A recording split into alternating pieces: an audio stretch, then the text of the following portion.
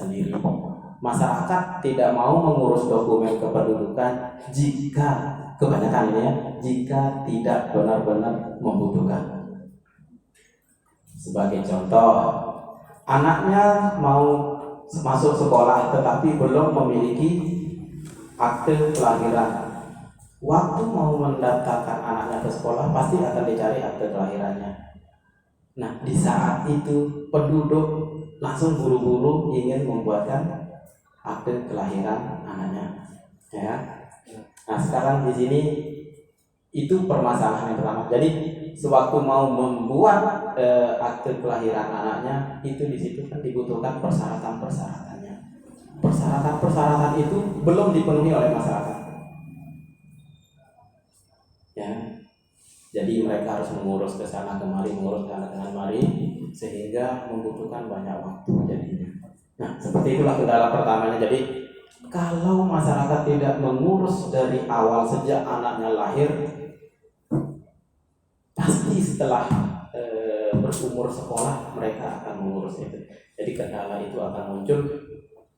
Di sini di kita kan anak itu belum terdata, otomatis itu yang akan dipertanyakan, kenapa sudah sampai umur segini kok belum didaftarkan anaknya.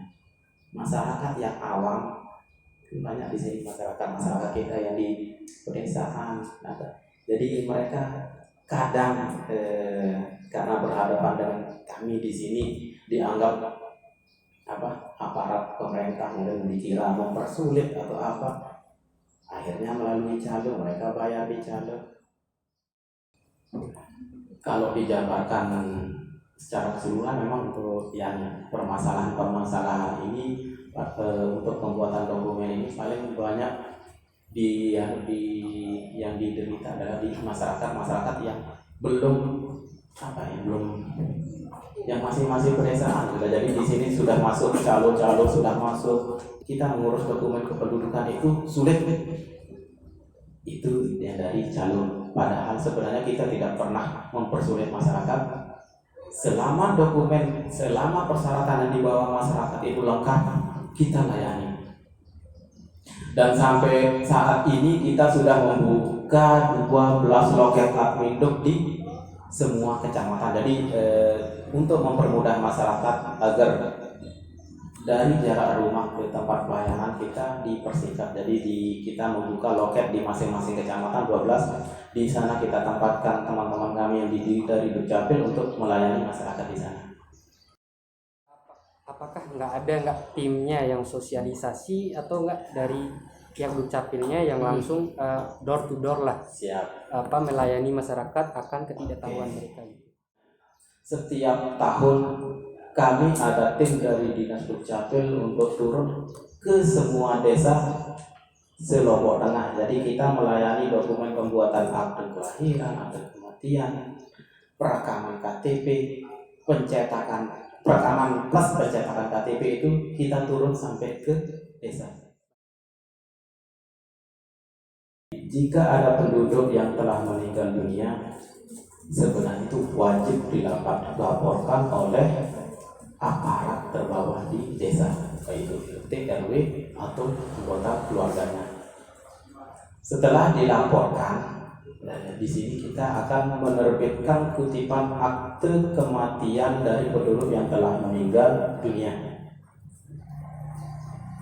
Jadi setelah diterbitkan kutipan akte kematiannya, maka akan terbit dokumen lagi kartu keluarga yang baru. Jadi di situ ada kutipan akte kematian, kartu keluarga yang baru yang tidak ada nama yang telah meninggal dunia. Jadi di dokumen kependudukan di kartu keluarga yang terbaru itu tidak ditampilkan data orang yang telah meninggal dunia.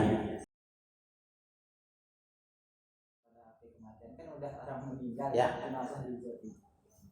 Untuk masyarakat yang paling banyak menggunakan akte kematian adalah PNS. Jadi itu wajib harus ada. Nah, untuk masyarakat kita yang yang masih tidak ada pekerjaan, baik itu yang petani atau apa, itu pikirannya kan tidak ada manfaatnya. Tapi bagi kita di instansi pemerintah itu besar sekali fungsinya. Jadi setelah dilaporkan jika tidak dilaporkan, jangan sampai penduduk tersebut masih terdata sebagai misalkan di waktu pemilihan umum, pasti akan ada namanya di situ kalau tidak pernah dilaporkan. Banyak juga fungsinya untuk akte kematian itu. Jika yang bersangkutan itu baik itu yang bekerja di instansi swasta atau apa, pasti akan dicari itu. Tapi memang saat ini untuk yang petani atau apa memang tidak ada. Rasanya apa sih kebutuhannya nanti? Untuk apa sih akte kematian itu? Tapi paling tidak setelah dimiliki kutipan akte kematian itu, si anggota keluarga masih memiliki dokumen kependudukan bagi anggota keluarganya yang telah meninggal dunia. Jangan sampai yang bersangkutan telah meninggal dunia ya udah tidak punya dokumen apa-apa. Jika sewaktu-waktu dibutuhkan, masih ada kita memegang dokumen itu. Maka kita mencari dokumen pendukung mana sih yang paling sesuai. Jadi lalu Ahmad Zainuri kita cek apa sih dasar kalau yang bersangkutan mengaku kalau nama sebenar saya adalah lalu Ahmad Zainuri, ya udah tinggal melampirkan ijazah, ya kan? Kalau sudah ada ijazah ya udah tinggal kita ganti KK dan kita terbitkan KK terbarunya. Tidak ada masalah selama dokumen pendukungnya lengkap.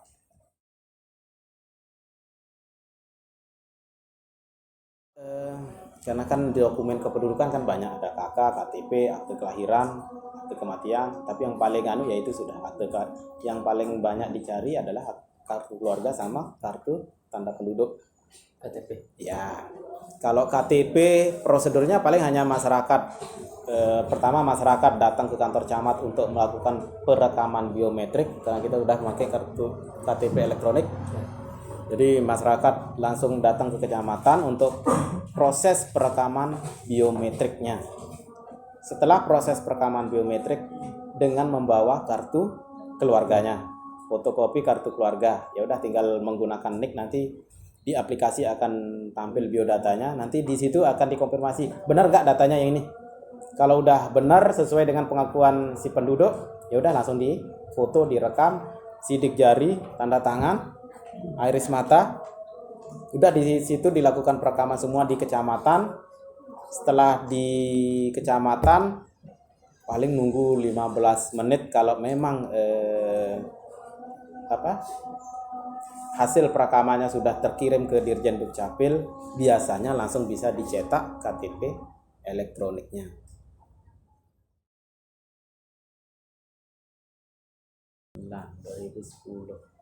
2011 sejak tahun 2010 segala kepengurusan dokumen kependudukan tidak dipungut biaya. Jadi sampai sekarang sampai sekarang tidak dipungut biaya. Jadi kalau makanya masyarakat itu kita harapkan semua kepengurusan dokumen kependudukan itu kalau bisa yang bersangkutan datang langsung. Jangan sampai lewat calo atau apa. Pasti kalau di calo itu pasti akan diminta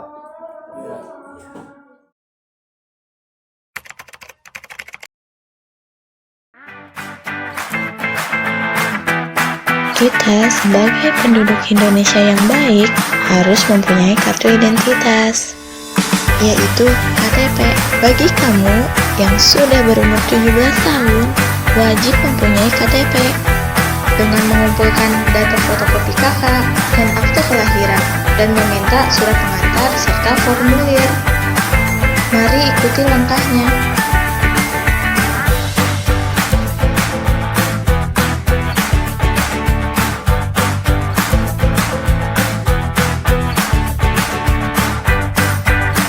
Lalu menyerahkannya ke RT setempat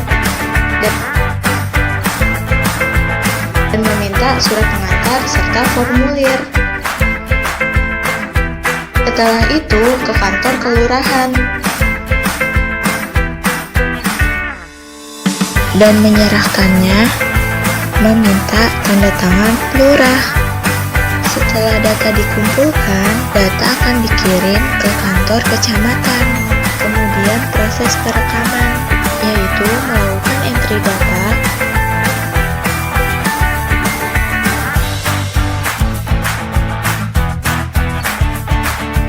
dan perekaman foto.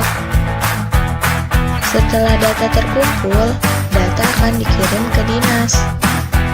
Kemudian setelah sudah jadi, akan dikirim ke kecamatan, kelurahan, RT, dan penduduk. Bisa!